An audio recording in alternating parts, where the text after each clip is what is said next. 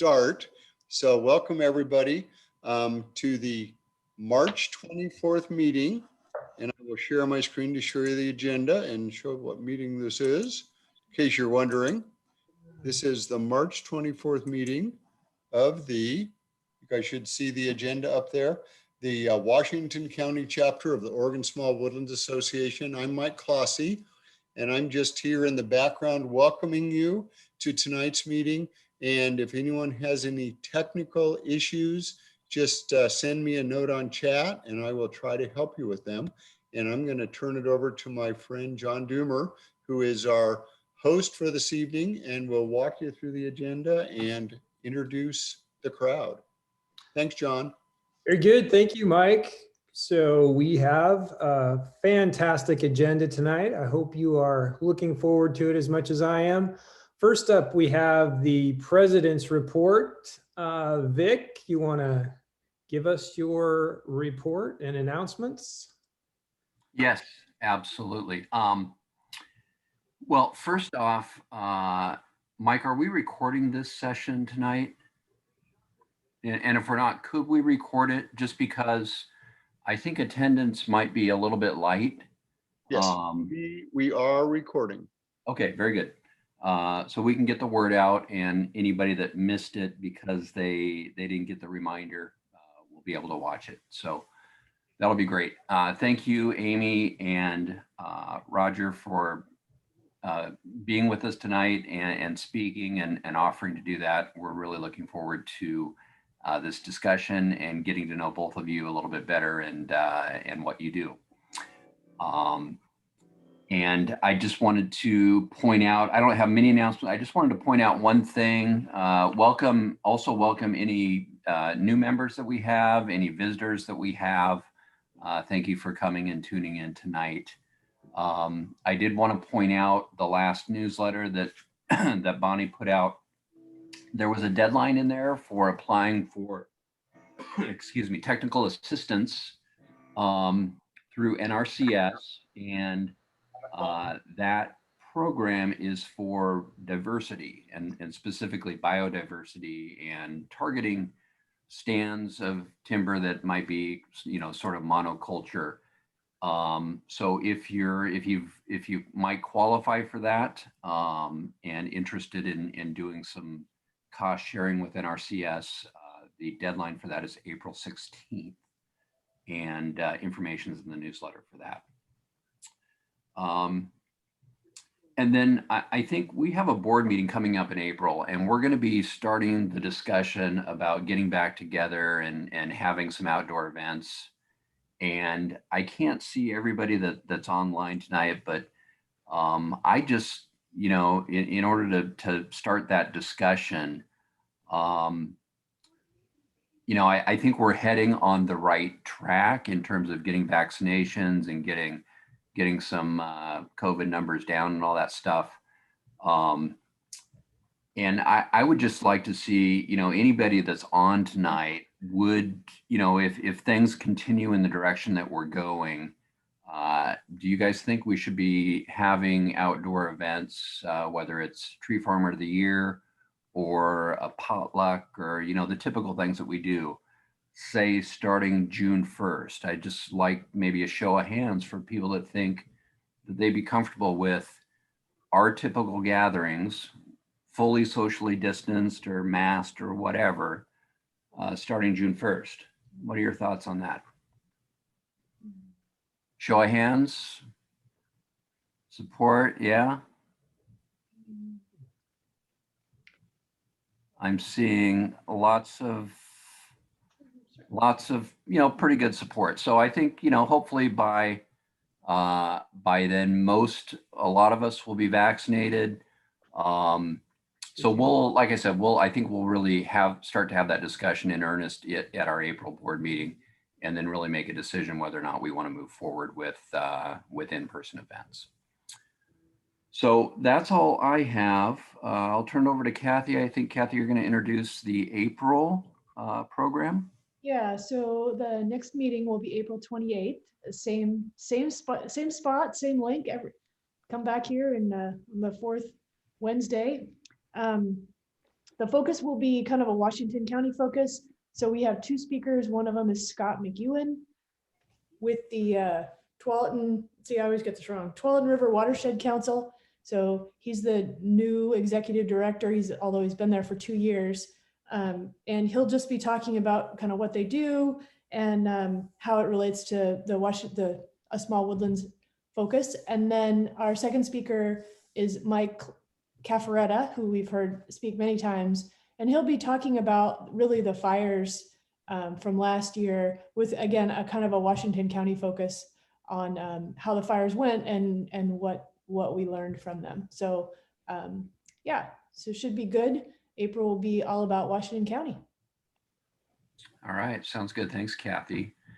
Any other announcements from anyone before we get into the program?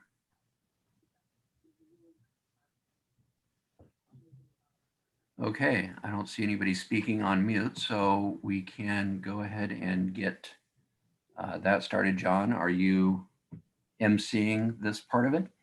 Yes, back to me, as it were. So our first speaker this is really an opportunity to get an introduction to Amy Yonke, who is our new executive director for Oregon Small Woodlands Association. I know that she was briefly introduced at our meeting last month. She kind of crashed it, but made a very important announcement, and that was fantastic. It was great to get a little taste of Amy, but now we have an opportunity to learn a little bit more, and I've given her a few questions that I think we'd like for her to answer, but we'd like to give her an opportunity to introduce herself and tell us anything relevant she thinks that we should know about her. But I also asked her to share a little bit about her position and how she came to be the executive director of the Oregon Small Woodlands Association, and also to share with us her vision for the organization and how we can help her out with that. So I'm going to turn it over to Amy, and welcome to the Washington County chapter of the Small Woodlands Association. And we're looking forward to learning more about you. Thank you so much for that warm welcome. It's really nice to see all of you tonight. And I promise not to make that a habit to crash your Zoom party. But I do want to say that for anyone that participated in some of the hearings that we had for the taxation, the severance tax and privilege tax hearings and the OSWA hearing, we came out in droves and we really showed the legislature that we care. So for all of you that participated, thank you. So my background, I've shared a little bit briefly with you last time, but I'll just give you another rundown. I moved here to Oregon in August, and I came from Wisconsin. I grew up on a farm there and went to the University of Wisconsin-Madison to get a bachelor's degree in forest science, and never had plans to get go any farther in school. But after I worked for the Danzer Group, which is a hardwood lumber and veneer company, and I spent 2 years as a forester in Michigan, did a fire detail out here, which is part of why I wanted to come back. But when I was in Michigan, I decided that I really wanted to further my education. I wanted to work in forest products, but I didn't feel like I knew enough. So I went to graduate school to Virginia Tech and got accepted into a PhD program in forestry and forest products. And during my first year, my advisor said, "Why don't you get an MBA?" So I did both degrees simultaneously for 4 years. And then when I got out, my last year in school, I had an assistantship working for the Office of Economic Development. So that's the direction that my career took me. I worked in economic development for the University of Wisconsin Extension. And I worked for a I'd call them a boutique economic developer that was based in Madison, Wisconsin, and we worked with rural communities around the country. So I really, coming from a farm and coming from, rural Wisconsin and working with rural communities, I've lived in cities as well. I definitely recognize the importance of,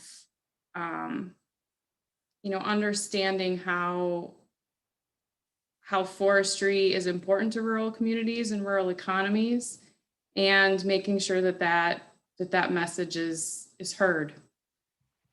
I guess also I have a background doing some teaching, and my last role was as a marketing manager for a medical device company.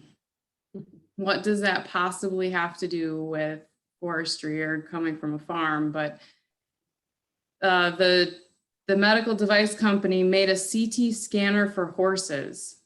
And I got to work with veterinarians. So I got to work in the vet school every day and help veterinarians work with farmers and help them communicate about how the CT scanner worked to ranchers and farmers. So anyway, I'm bringing all of that experience to OSWA. Why did I want to seek out this position with OSWA?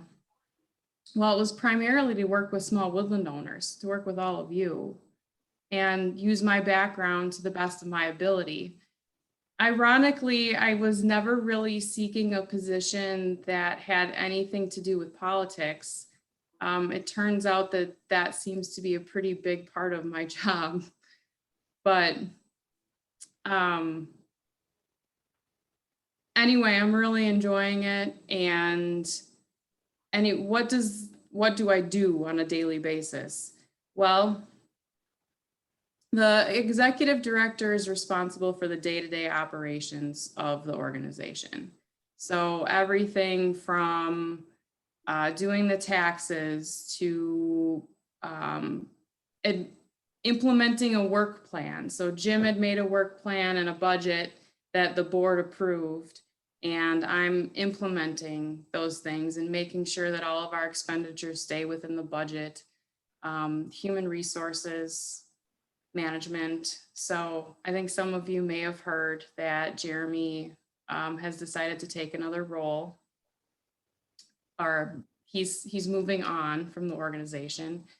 So we'll be looking for an administrator.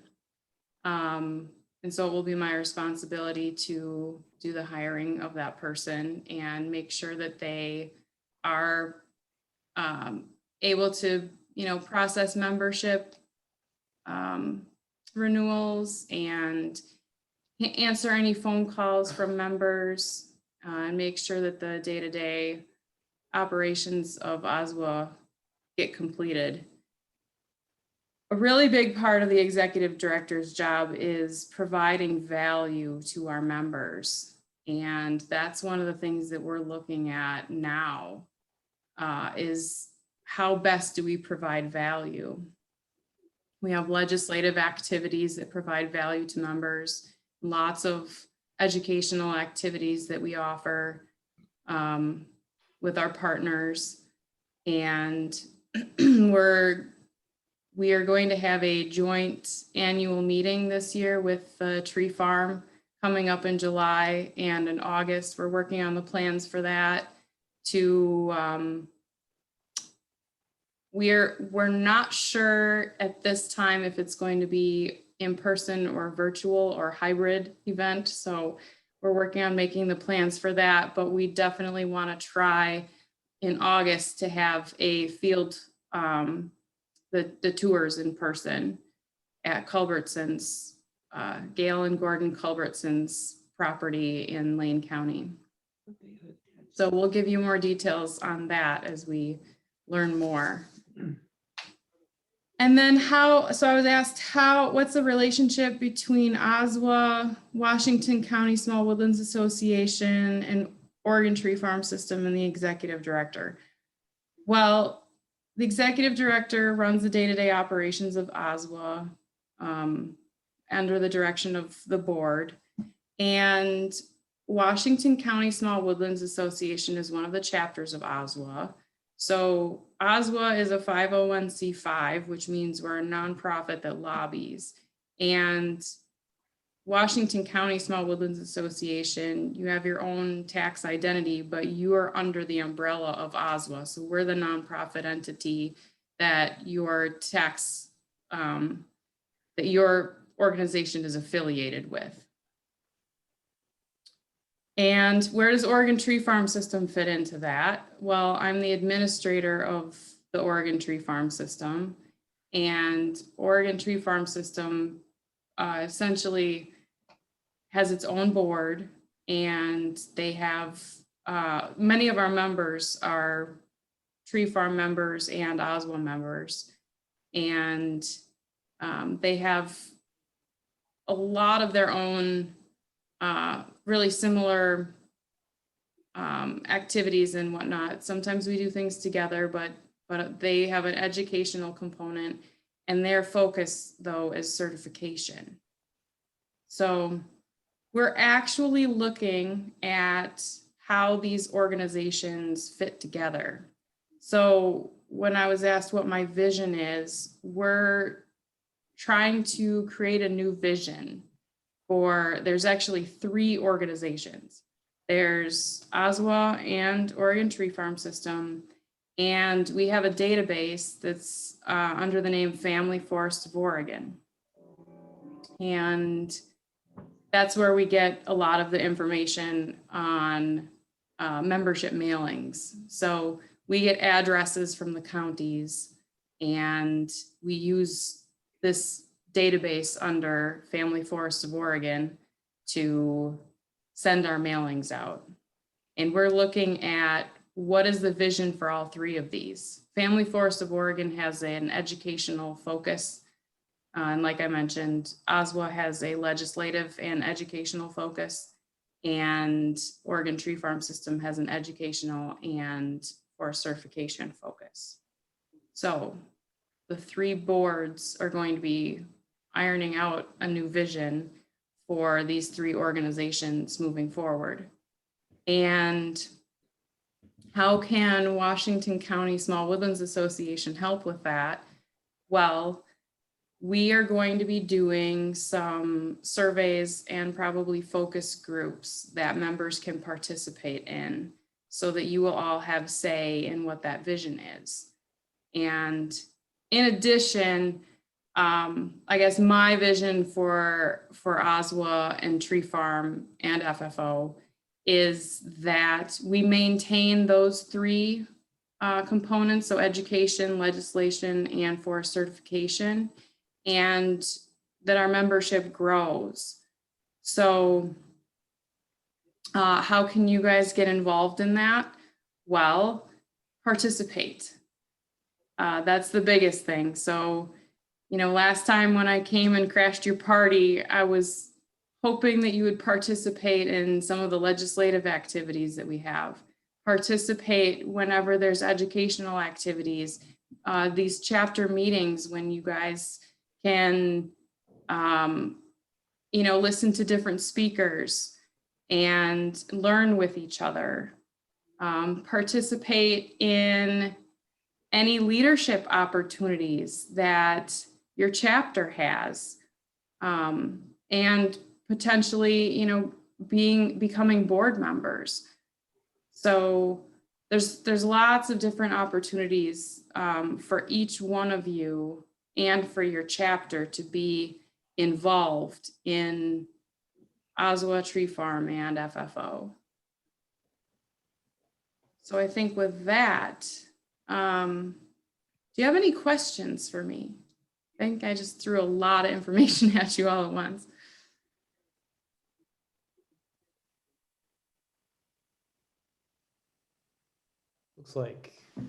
Looks like Bonnie, you've got a question? Yeah, I had a question when you're talking about the 3 entities, OSWA, Tree Farm, and FFO, and they all have their own separate boards.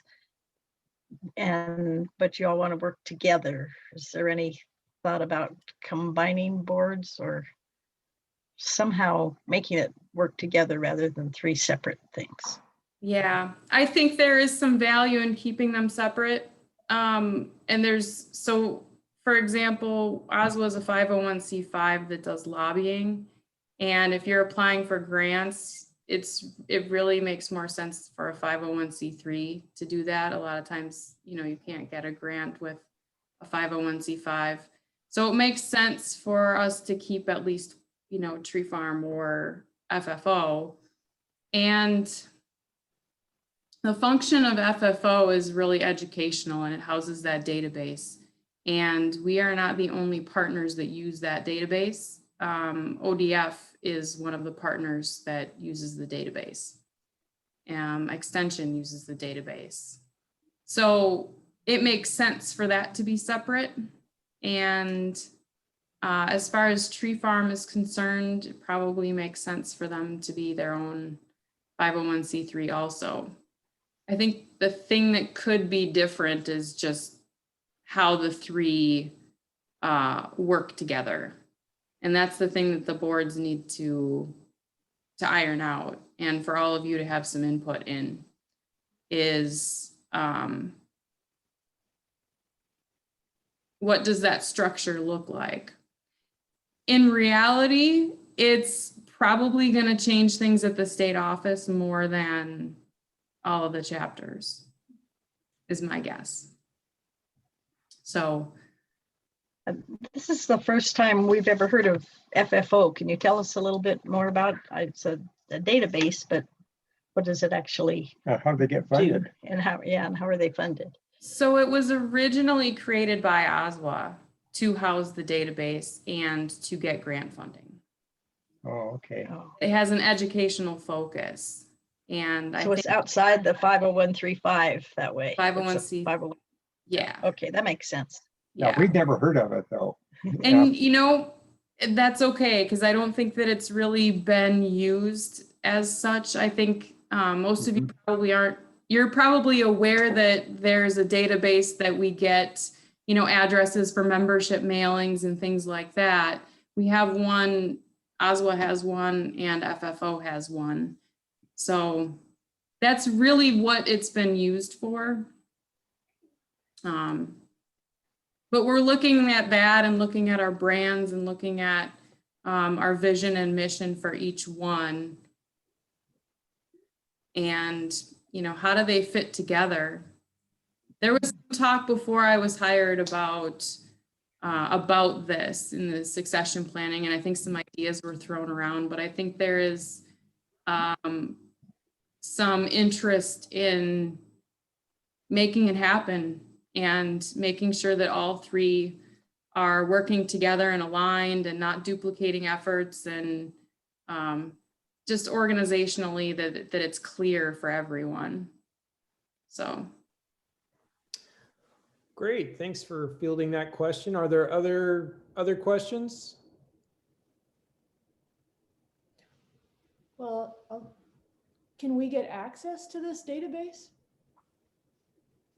at the county level? So we try to send out occasionally mailings to potential new members as well, and we've had discussions about where to get that information. And is this an option for us? Yeah, I think actually we've been doing it. I would have to talk to Jeremy about historically how it's been used. The other thing that's a question is how recent the data is. So we don't always get, updated data from the counties every year. So for some counties, it may not be very current. Great, so it sounds like there might be some coordination on that. I've got a question for you, Amy. So you've been on board for 90 days, something like that? You started about the beginning of the year, is that right? I started February 1st, so 60 days, 50 days? 2 months, this first 60 days, yeah. Just want to ask you, is it what you expected, and have there been any surprises Good surprises and bad surprises. There's been lots of surprises. Any that you'd care to share with us? Yeah, I guess this whole legislative session, for some people, it probably wasn't a surprise. For me, it was. Yeah, I think that's a big one, actually. And I don't know if surprise so much as there's a lot of challenges and a lot of opportunities. And I'm learning, I'm meeting a lot of people and getting involved in a lot of different things and trying to understand this whole environment that we function within, engaging who would be good partners, what our strategies should be with different organizations. Yeah, I will say one thing that I love. I love the fact that OSWA has such a close relationship with industry. We work with OFIC, and so Oregon Forest and Industries Council and Associated Oregon Loggers. And, you know, we have these coalitions built up that we work with the ag community, and I think that's really good. I think there's a lot of strength in that. There's a lot of collaboration in that. And yeah, and I think that together, you know, there's power in numbers, basically. There's so one thing that I didn't really mention to all of you is my philosophy on managing forest land. And that is that I believe all of you should have all the tools in the toolbox to be able to manage your forest land for the values that you have. So that means harvesting timber. That means sequestering carbon. That means wildlife management. That means, you know, habitat protection for salmonids. That means whatever your values are, you should be able to manage your land for that and have the tools to do that. So we have some really strong forest protection or forest practices here, the Forest Practices Act in Oregon. And, you know, I think if you're operating within those boundaries, you should be able to have all the tools to do that effectively. So that's what our coalitions are working towards. Great. Well, thanks. Are there any other questions? Maybe one last question. Anybody have? Amy, glad to have met you. Thank you. It's nice to meet you too. All right. Well, we will look forward to getting to know you better in the coming years. And thanks again for being part of this. And someday meeting you in person. Yeah. That's what I was going to say. I can't wait till I get to meet all of you in person. All right. Well, that sets us up well for our second speaker for this evening. And it is Roger Beyer. Roger is the lobbyist for Oregon Small Woodlands Association. And I have been trying to get Roger to present at one of our meetings for a while. And it seemed like he always had a conflict with another one of his clients. I think it was the Oregon Seed Council down in Albany. So he was always going south on the fourth Tuesday of the month, but we finally were able to, it took a pandemic, but we finally got Roger to come to one of our meetings here, which is fantastic. And there's a couple of things that I've asked Roger to cover. Of course, the hot button items that are going on in Salem. I know he's got his finger on the pulse of that, so I'm hoping he can share that with us. But I'd also like for him to share what it's like to deal with, you know, a situation where he normally is working the crowd and you know, shaking hands with people. and he can't do that. And I'm kind of curious to hear how that's going. So I'm hoping he can enlighten us on that a little bit. And then also, he was a legislator in the past in the state of Oregon. And I'd like for him to share the importance of having constituents come and speak with legislators and what that means. So with that, I would like to introduce Roger Byer. Roger?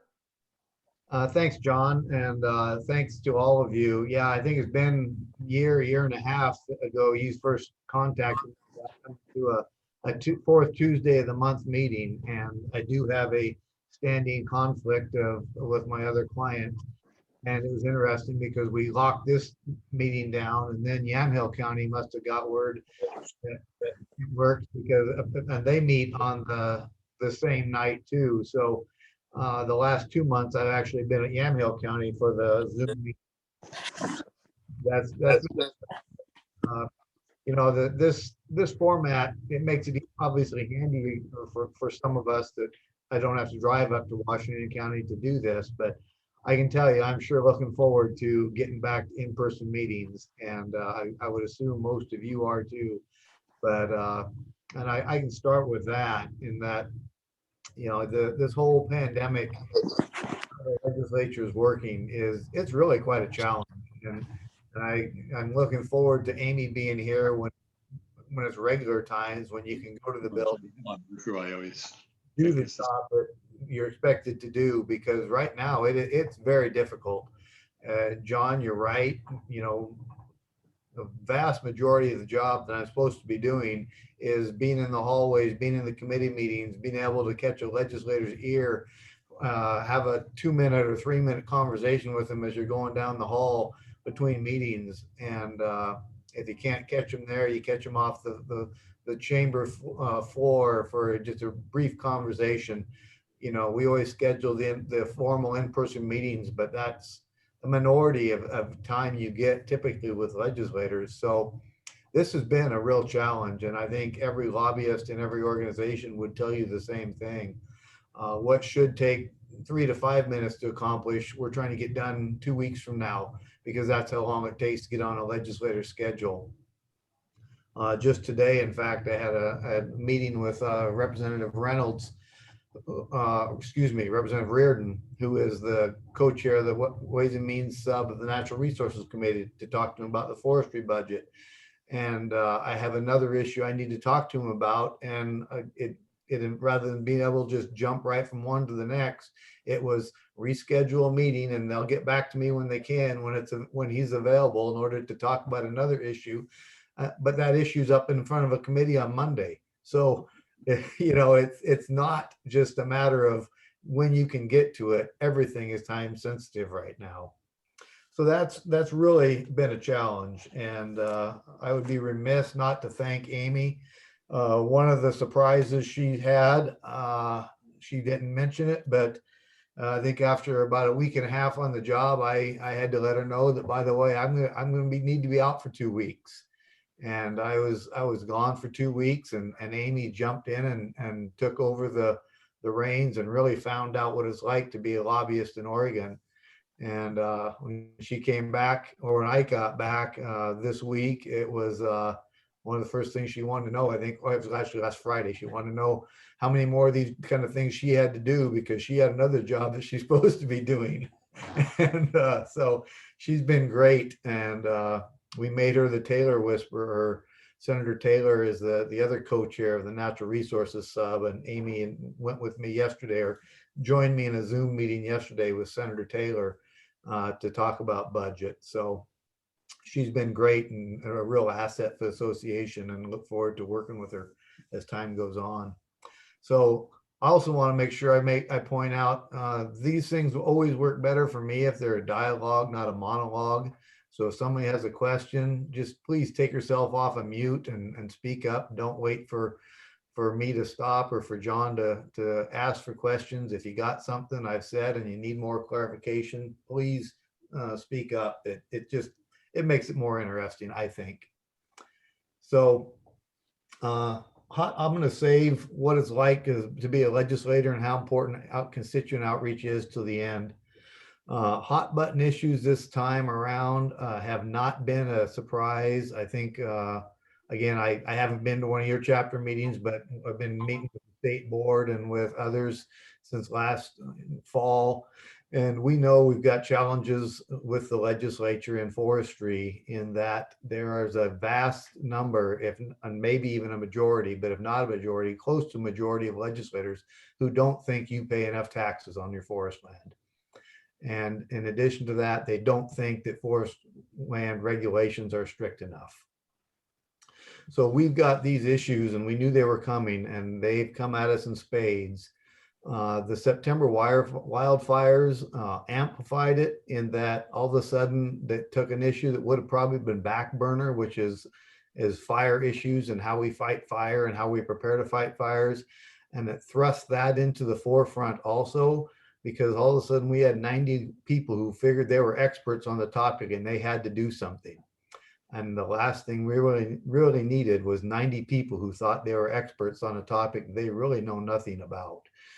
And in Oregon, forest fire funding and how we fight fire is extremely complex, but it's evolved over the last 100 years to be what I still describe as the best firefighting system, wildfire fighting system in the world. Some would argue that maybe not the world, but I guarantee it's at least in the United States. We work through a system of complete and coordinated care in which the landowners and the Department of Forestry all work together to provide protection for our lands from fire. And we also work together to fund that model. And that's what most people don't understand, is because most other states in the Western United States, the firefighting is funded primarily by the state government. And the landowners really don't have a stake in it. They may own the land, but the state dictates how the fire is going to be fighted, where the fire is going to be fighted, when the fire is going to be fought, and and who's going to pay for it. And typically it's the taxpayers of the state. So Oregon's system is very unique, and it's quite complicated to try to explain it to these legislators who now think that it's broken and they need to fix it. So one of the issues that I've been working on for almost a year now was we formed a group called Fire Lobby, and there's 11 organizations. OSWA is just one of them. They've been working trying to come up with ways we can make our system work better and not throw the whole system out and start over. And that's been a real challenge, because specifically Senator Golden from Ashland area, who's the chair of the Natural Resources Committee of the Senate, he believes the whole system needs to be thrown out and start over. And they had some horrific fires in his district in September, and he's reacting to that. But it's really made it a challenge as we're trying to tweak the system, fix the system, plug the holes that we recognize are there, but at the same time keep the system we have, because we know it's the best in the world. So that's been one of the challenges this session. There's actually a Senate bill and a House bill. Both are in the committee still. Both are going to pass out of their respective policy committees and get sent to the Ways and Means Committee, where they then, the Ways and Means Committee will decide between the two of them which is the best policy and which one to fund. And that's why yesterday and today I'm meeting with the natural resources co-chairs of this subcommittee, because trying to explain to them our philosophy on fire, who pays for what, why it's that way. And by the way, the history goes back, 100 years. I'm trying to bring that back maybe to the last 30 years, because to most of them it's not relevant what happened 50 or 100 years ago. But if we can talk them through the system we have and try to explain to them why we do what we do and who pays for it, I think it helps. I had a good meeting with Senator Taylor yesterday. I had a good meeting today with Representative Reardon. Can't say we've convinced them that our way is correct yet, but we're working on them. And both of them opened the door and asked us to come back and talk to them again before they make decisions as it gets closer, because they're still probably a month away from hearing these budgets. And so we'll be working next week. I'll start scheduling more meetings with them so we can get in there and have the follow-up conversation with them, answer their questions. So that is one of the real challenges we've had this session, and hopefully you guys will be standing ready to help. Another challenge we've got is, again, I said a lot of people, maybe in the majority there, don't believe you pay enough in forest land taxes. Specifically, they want to bring back a severance tax for when you harvest timber. So again, this is another one that's got 100 years of history behind it, how we got to where we are today. And we're trying to boil it down to what's relevant in the last 20 years, because it was 20 years ago that the last changes to the tax system were made on harvest tax. And when finally the severance tax was eliminated for all except for a few small landowners who choose to be in a severance tax program, the rest of the forest landowners, they pay a harvest tax, which is based on a volume of wood harvested, versus a severance tax, which is based on the value of the wood harvested. And I got to throw this caveat on because somebody's probably raising their hand. I haven't noticed it yet, but if you're in the severance tax program, you're probably saying, but wait, I pay my severance tax on a volume basis. And you are correct. In Oregon, we did, the last time we revamped the severance tax laws, or the harvest tax laws now, we did also make the severance tax that you currently pay on a volume based rather than a value based.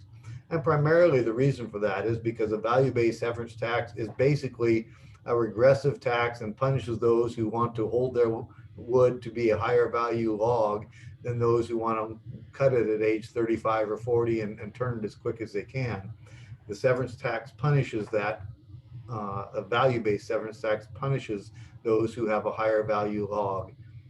Thus, we consider it a regressive tax and bad public policy. So that's the issue. We've got a severance tax bill. It passed through the House Ag and Natural Resources Committee. It's House Bill 23. I apologize, I'm looking at my screen here to make sure I get the right number. I think it's 2379. It is House Bill 2379. The bill will be up in front of the Revenue Committee next. It's a bill that, because Oregon does have a supermajority required to pass new taxes in our Constitution, this bill will take a supermajority of both House and Senate members. That means 18 and 36. In order to pass. So it's number one on top of the list of our things to try to defeat is this new severance tax. So that other issue on taxes is kind of unfortunate, and I know Mike is not here anymore because he needed to get off before we had this discussion. But there's also those who think that OFRI, which is the Oregon Forest Resources Institute, it's the commodity commission that Oregon instituted for its forest landowners in order to, we pay a small amount. It's about $1.15 or $1.20 per thousand board feet when we log, and that money goes into OFRI, and that money is used to fund education, outreach, and then advertising of what we do as forest landowners. And I don't know how many of you are involved in the agricultural world of any kind, but it's patterned after the other 22 commodity commissions in the state of Oregon, which are based on agricultural products, where the producers pay a fee or a tax to those commodity commissions, and those commodity commissions work on their behalf. They do research, they do marketing, they do education, just like OFRI does. Well, because in my opinion, OFRI has done such a good job over the past, been about 30 years now, I guess, since OFRI was created. OFRI's done a great job and telling the real story of forestry in Oregon. And our opponents don't like that. They would rather tell half truths or, quite honestly, lies about what forestry in Oregon is all about. And they've realized that they haven't made as many inroads with the general public as they want, because the messages coming from OFRI, the true message of Oregon forestry. So they therefore have taken their fight to the legislature, and we have a bill that's actually up tomorrow it's 2357, which eliminates OFRI and puts the tax, the dollar, whatever the dollar, $15, $25, whatever the amount is, and redirects that fee to other programs that they think need to be funded at the state of Oregon. Roger, Yeah, that's a work session, right? So we have no public input to that. correct. That one tomorrow is just a work session, which means in Oregon, if I step back again, Oregon, you know, a bill gets introduced, it goes to committee, and then typically first a public hearing is held with a committee that is in charge of the bill, takes input from the public, learns about, you know, what people think about it, and just talk about the issue. They then schedule a work session, and the work session is when the committee will talk about the bill amongst themselves. Amendments will be introduced to the bill. Then ultimately the bill is brought up for a vote with or without amendments. If the bill passes out of the committee, it then goes to the floor for the final vote. So everyone in Oregon always believes that the public hearing and the work session process is absolute and sacrosanct. It's almost true in that Oregon does not allow any amendments on the floor when it comes to legislation. Once a bill gets out of committee, that's the version it's going to be voted on. But what most people don't realize, there is no regulation or requirement for a committee to hold a public hearing. It's only public pressure that causes public hearings. So if you ever hear that, well, a public hearing wasn't held, so the bill can't be passed, that's not true. They can pass a bill without a public hearing. They're just going to probably take some heat if they do so. So we are past the public hearing process, and many OSWA members came and testified. There was over 100 people came and testified, most of them in opposition to the bill.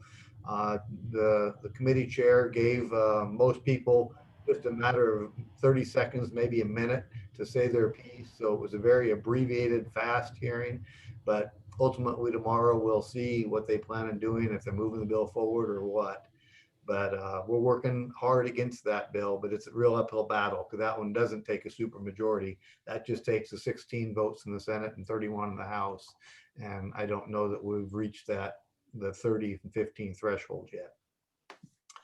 So those are the issues that we on dealing with the taxes that I talked about that we knew we were going to be facing. And so we've got fire, we've got taxes, and the last one is budget. I've already touched on that a little bit in that, again, the governor doesn't think we pay enough for our share of how we fight fires and how the Forest Practices Act is administered. So currently in Oregon, we have 3 levels of fire protection. We have the base level of protection, which is funded 50% by the landowners and 50% by the general fund of Oregon. We have severity funds, which is what the Department of Forestry uses to mobilize in at times of high fire risk. It's air tankers, it's helicopters, it's SEAT, which stands for single engine air tankers, it's hand crews, it's personnel. They move these people around the state on short-term contracts. And so if they got a lightning storm predicted to come into like Northeast Oregon, they can mobilize and send a whole bunch of people into Northeast Oregon so that when the fires start, they have people there ready to put them out. So the severity funds are funded in Oregon, and that's 60% paid by the landowners and 40% by the general fund. So that's the second part of the fire budget. And finally, we have large fire costs. So when a fire gets out of the base level and gets out of severity, it goes in, it becomes a large fire. And of that, the landowners pay half of the first $20 million to fight these large fires. And so unfortunately, the past few years, we've had a lot of big fires that have gotten more than that $20 million range. So the argument now is, why aren't the landowners on the hook to pay for more than just half of the first 20 million? Why aren't they paying for half of all the fires? So those are the budget challenges we have in fire. We also pay through our harvest tax. For right now, it's 40% of the administration of the Forest Practices Act. So you have service foresters in Washington County or forest practices foresters in Washington County. And if you see them driving up and down the road, you got to realize that your taxes, your harvest taxes are paying for 40% of the cost of each one of those individuals. So the governor wants to make that 50%. She doesn't think we're paying enough. So those are the challenges we have in the budget. I think I would say those are the biggest issues we've got this year that we've been working against. Unfortunately, our challenges are many and our opportunities so far seem to be pretty small. I appreciated Amy's optimism, said that we've got some good things and some bad things. I'm gonna have to ask her to give me that list of good things, because once in a while I need some cheering up. Ron, you got your hand up. Thanks.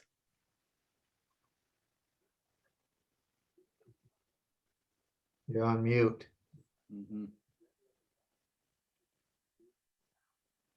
You're still on mute, Ron.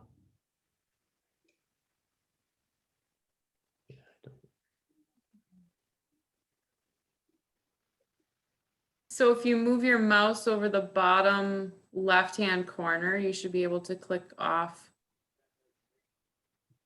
the microphone with a line through it. If you click on that, it should, we still can't hear you.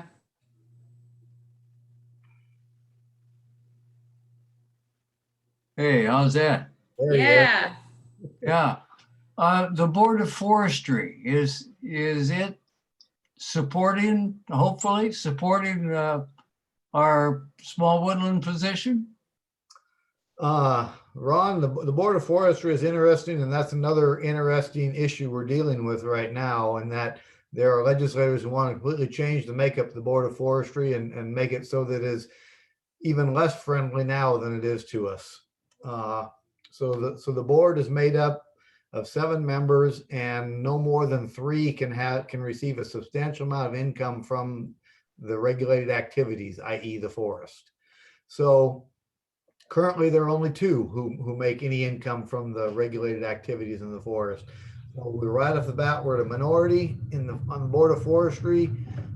We've had a good working relationship with the board, but we've seen a lot of votes in the last couple of years be 4-3, and sometimes we're on the winning side of that 4 and sometimes we're not.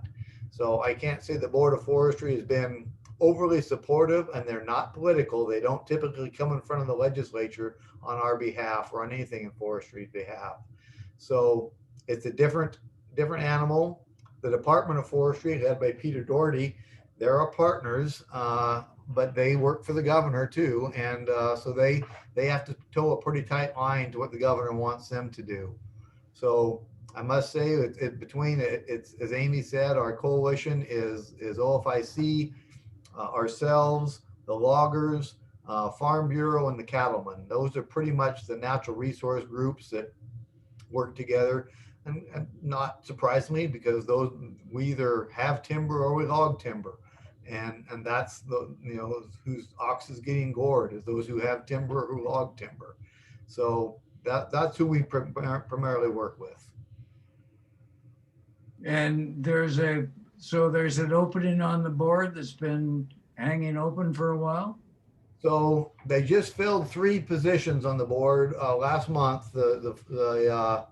And one of those they filled with a small woodland owner. For this be the first time in about 5 years there's been a small woodland owner on the board.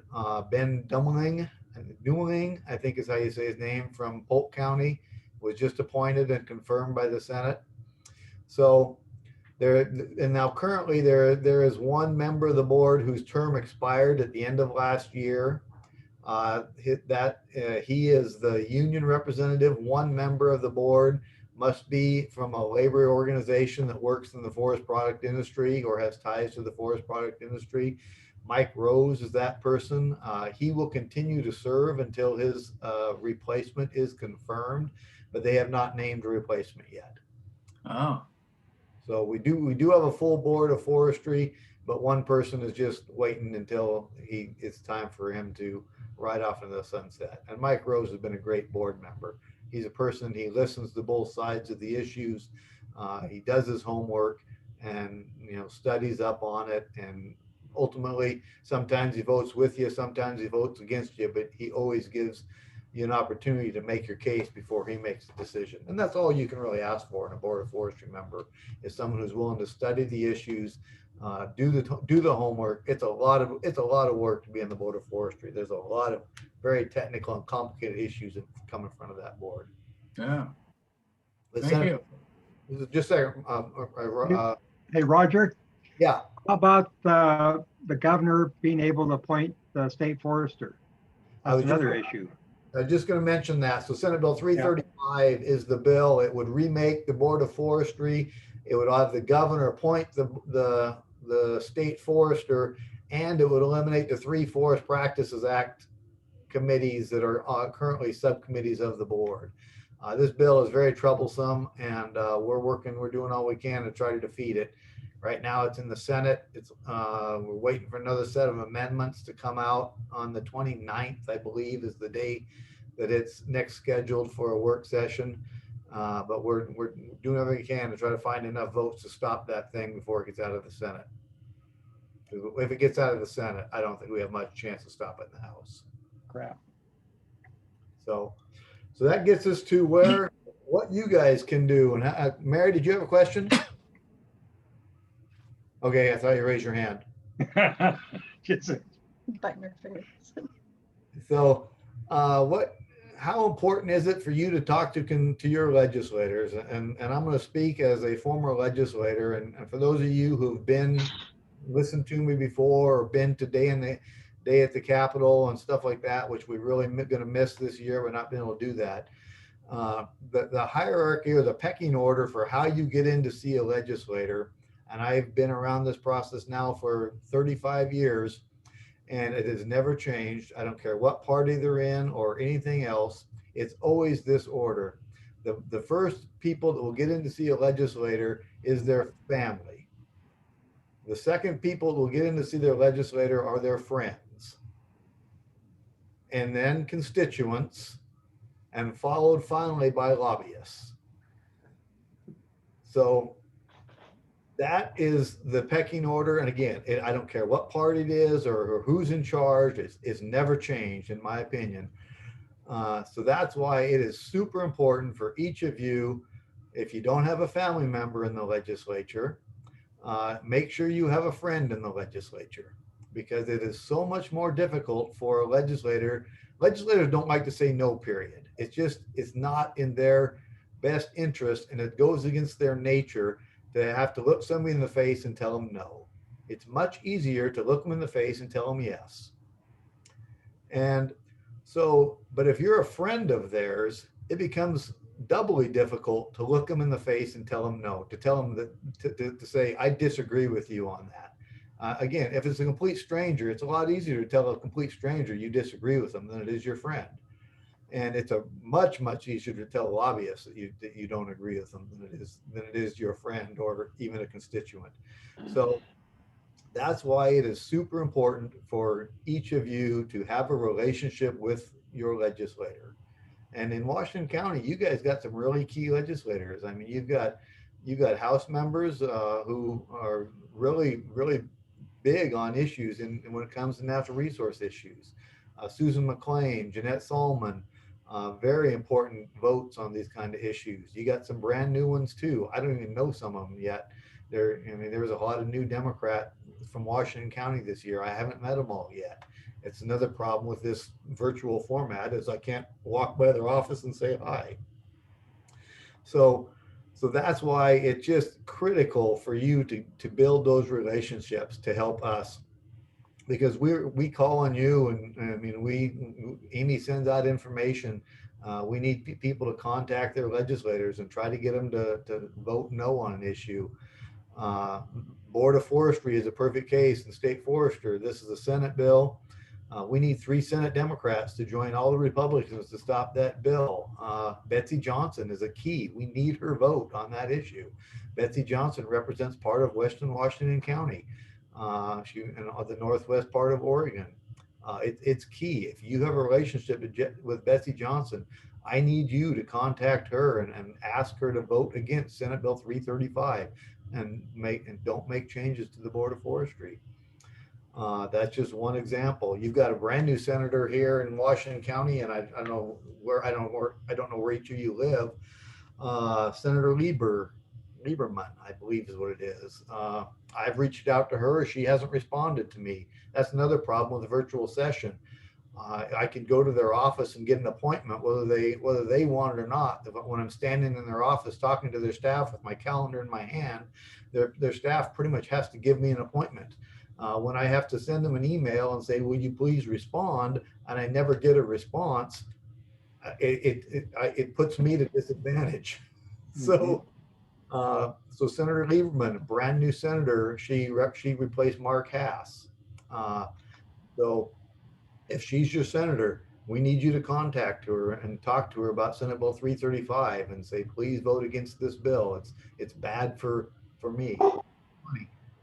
Like Bonnie has a Yeah, I was just going to say, we have a brand new senator on our end of Washington County, Suzanne Weber. And she's been, two things. The emails I write, does anybody read them? And the second thing, Suzanne Weber has replied. I send them to the committee, and then I also send them to Betsy Johnson and Suzanne Weber. And she's replied quickly the 2 or 3 times that I've sent an email. Sure. So Suzanne Weber is a representative, not a senator. Yes. Okay. And yes, they read their. Typically, it works that they have staff members who will sort through their emails, and at least when I was there, and I assume it's still pretty much the same, that their staff will sort through the emails, sort out the ones that are obvious spam and junk and stuff like that, and then go through them and try to determine the constituent emails versus the non-constituent emails. And I will guarantee you almost undoubtedly that all the constituent emails will get in front of the legislator. Maybe not the non-constituent ones, but if you live in that district and you send them an email, you pretty well rest assured that your legislator is going to see that email. Yeah, if my legislator is not on that committee, then they don't necessarily get to read it. If they're on a committee and you're sending an email about an issue in front of the committee, they're likely to look at it. Yeah, I mean, But if you legislators are typically, when you're in the House, there's 60 of you in the House, and you're going to serve on 2 or 3 committees.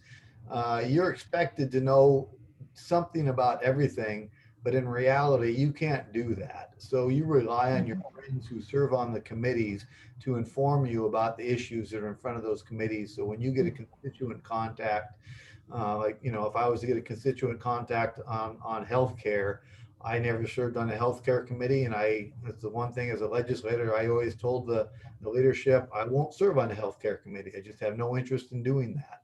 So I would rely on my friends who I knew served on those committees to help me when I had constituent issues. And it's the same with natural resources or budget, whatever it happens to be. They typically try to focus on areas of interest and become experts in those areas.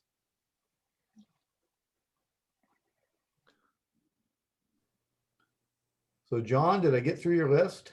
I think you did, and I think we've got a little bit of time for some questions if anybody has any. I've got one. Have there been any particular, we've talked about some of the things that we've opposed that have come up this session. Have there been any winners that you can point to for us, for small woodland owners in this session? Yeah, there's a few. Unfortunately, they're probably not moving anywhere. There's a couple tax credit bills for reforestation.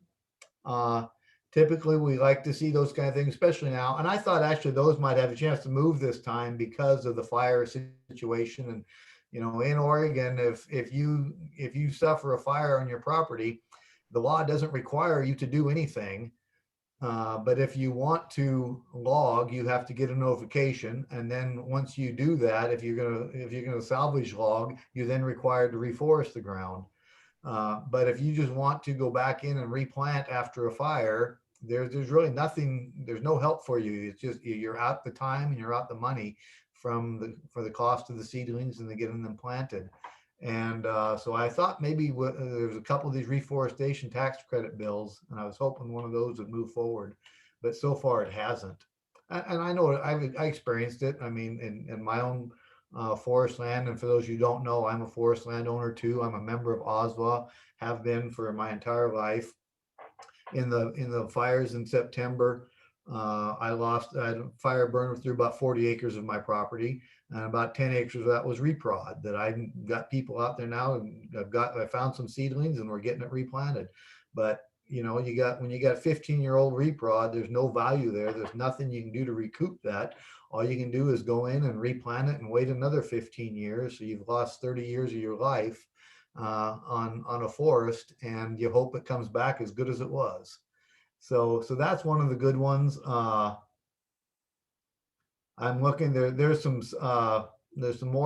bills again that deal with inheritance tax.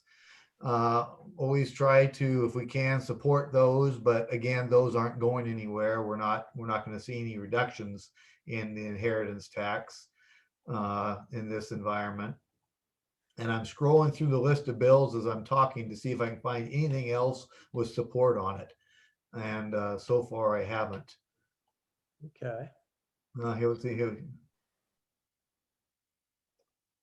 Oh, there was again, bills dealing with wildfire. There's a couple bills to require people who lost their homes or buildings to a fire, require the counties to allow them to rebuild.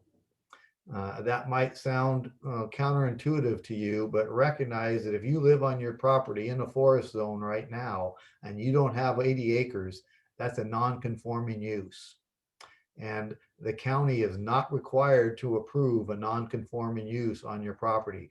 So you may have a house on 40 acres in an 80-acre zone. It got burned in September, and you go to the county to apply to have it rebuilt, and the county has every right in the world to say, nope, that's a non-conforming use, and we're not going to approve that dwelling to be out in the woods. And then to double the whammy, also in Oregon law, the only way an insurance company is required to repay to rebuild a home is if you actually rebuild the home on the site that it was lost. So in that circumstance, the county could tell you, no, we're not going to pay, we're not going to allow you to rebuild that home. And the insurance company would then have every right to say, well, if you're not rebuilding that home on the site that it was on, we're not going to pay for you to what we owe you for your burnt up home. So there was a bill, there's actually multiple bills, but there's still a bill alive this time requiring counties to allow homeowners who lost their homes to fire due to no fault of their own to rebuild it. So there's a positive one. I got you one. All right. That's very good. Are there other questions? I have a comment if there are no questions. Sure, go ahead, Amy.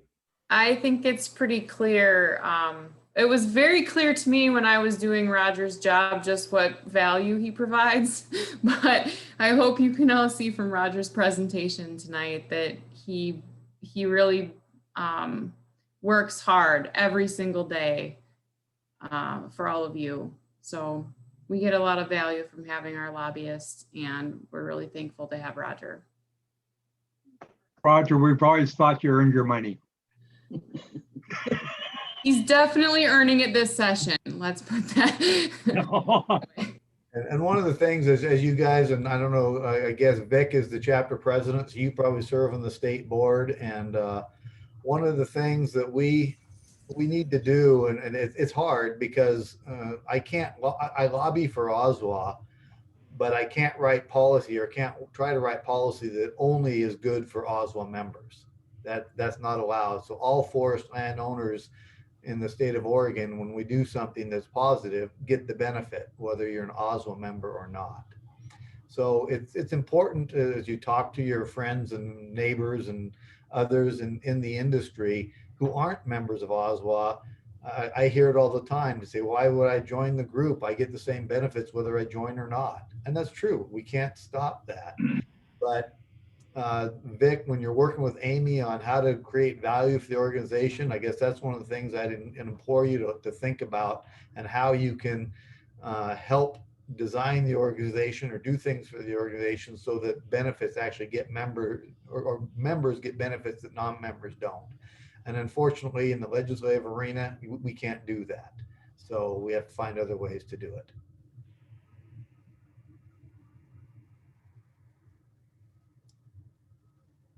Are there any other questions? Roger, when were you a senator for the state of Oregon?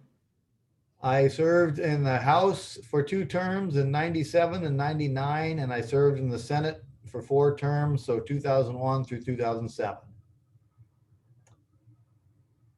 Glorious times. Well, it seemed better then than they are now. But I served, I don't remember what the number is, but in an awful lot of the special sessions in the state of Oregon, I was a member of the legislature. I don't know if it's proud or not to have that distinction. But in 2003, we had 5 special sessions that year alone. So it was very rewarding work, but I'm very glad it's behind me. Out of curiosity, Roger, what's the average duration of a legislator in office?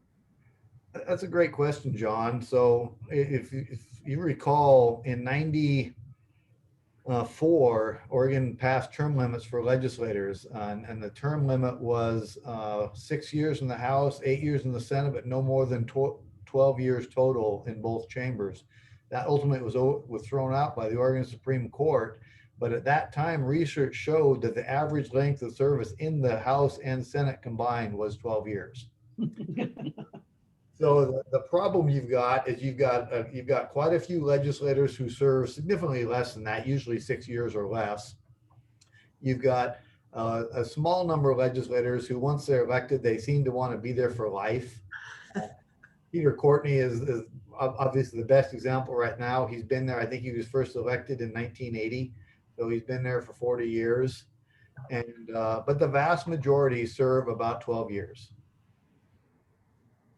Interesting. I don't see any white whiskers.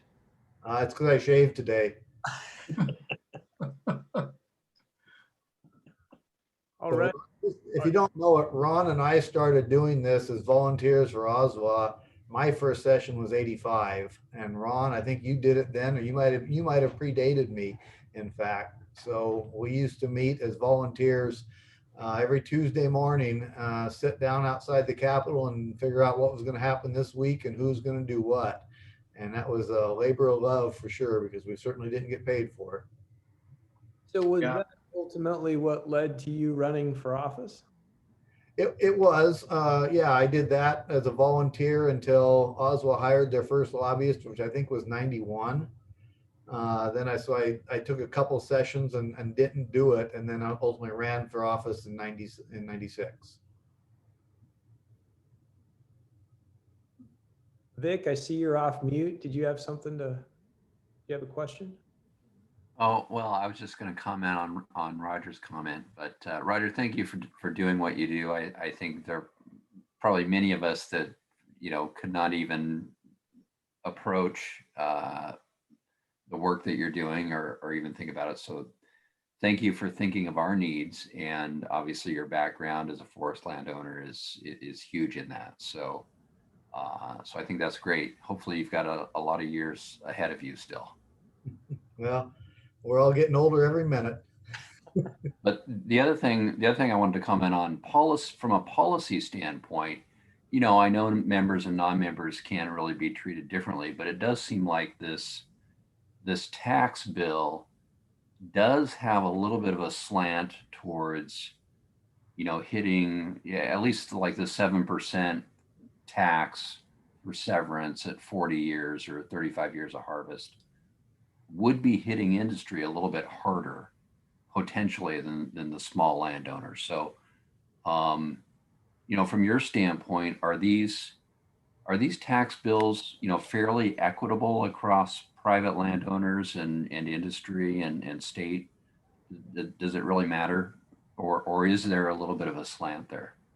So that's a great question, Vic. And so we got multiple tax bills, and you're referring to one that has not moved forward yet, that has a variable rate of severance tax depending on the age of the tree and the type of harvest.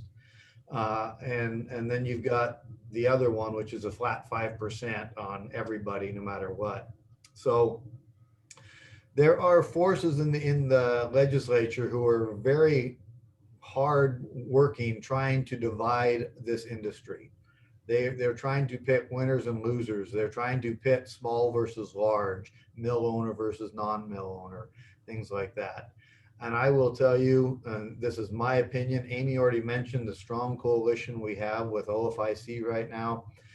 It wasn't always that way. When I was a legislator, there were many sessions when OSWA members and OFIC members were at each other's throats. When I was a lobbyist for OSWA in a volunteer capacity, there were many sessions we were at each other's throats. And I can tell you right now that if we don't stick together with industry, we are going to all be in trouble. We are a partnership. We need them as much as they need us. Because quite frankly, if there's no market, if there's no mill open for me to sell my logs, there's not much value in my logs. And so there are those out there that right now they're offering amendments. They're calling on a daily basis saying, what if we, exempt the small guy from the severance tax? Will you support it then? What if we do this for you to go after Weyerhaeuser? Will you support us doing that? And my answer to that every time, and will be every time until the OSWA board tells me something otherwise, no, we do not support that. We are an industry that need each other, and we all have to be successful or we're all going to fail. So there are those forces out there trying to do that. And I would implore you to resist that idea, and we need to stick together. There was in that Senate Bill 335 too, one of those Board of Forestry members, they said would be a small woodland owner. And my response to that was thanks, but no thanks.